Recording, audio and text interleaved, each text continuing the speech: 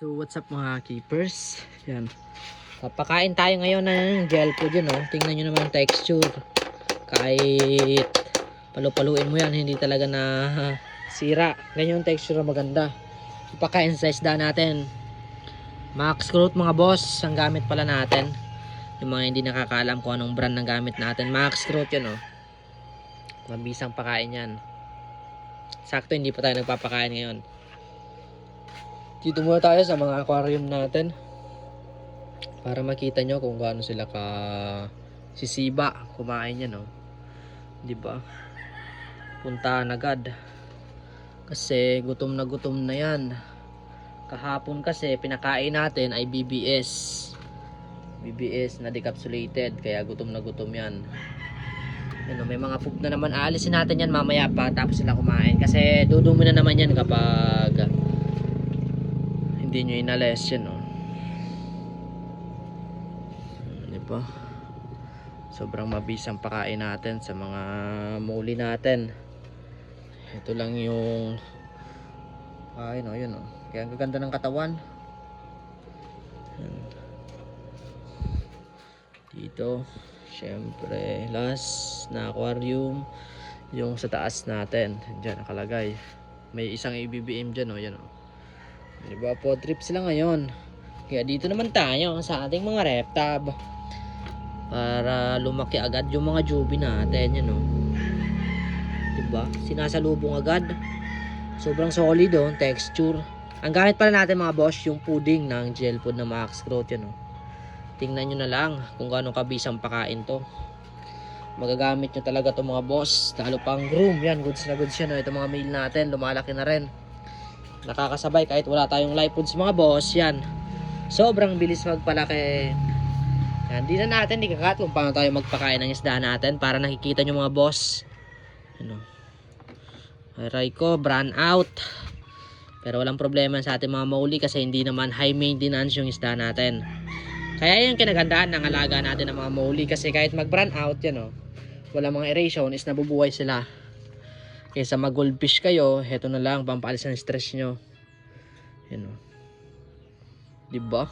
Yan, may kuryente na naman. Yan, oh. Wala, biglang magkakameron yan. Diba? Brand out kasi. Ito mga ginugroom natin, yun dyan nakasalang, oh. Gel food lang. Yung mga ginugroom natin, naka gel food lang sila. Wala tayong live foods. Wala pang BBS. Dami pa naman natin fry. Yan, oh, mga jubi-jubi. Dami yung mga pour out natin ngayong buwan. Yan, oh. Diba? Dun pa sa last na reptab ito, yung medyo maliit natin pero medyo madami dito, eh. Yan, medyo damihan natin dun. Hindi na ata aabot yung sa likod, ah. Parang hindi na aabot yung sa likod natin. Dito pa sa red eye, yan. Meron pa kasi sa red eye natin. Ito, yan. Tama na ata dito kasi madami naman rin, eh. Doon na lang tayo sa likod. Ito natira. Pang likod na natin to. Yan. Dito natin sa likod papakainin mga boss. Yan. Ang pangit na amoy dito. Amoy ay dumi ng manok. Ano? Manok's kick. Nox kick. Yan, oh. Dito medyo kaunti lang kasi mga fry naman to, mga trichoridae na fry. Then dito sa breeder na trichoridae natin, syempre pakain natin. Yan, oh. Diba? Ang ganda ng body, oh. Solid. Tagal mag-drop nito, ang laki ng katawan.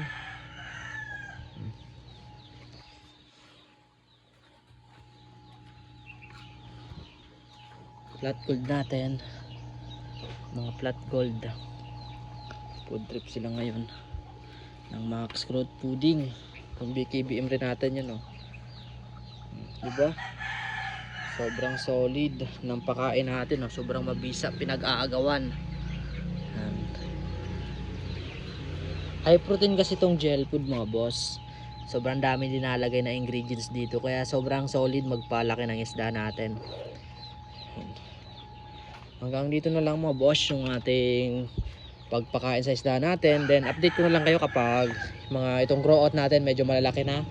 ipapasok natin to lahat kapag medyo malalaki na. Yung mga pwede nang ibenta, yung mga pang-out na natin. Kaya yan, sa bagsak muna.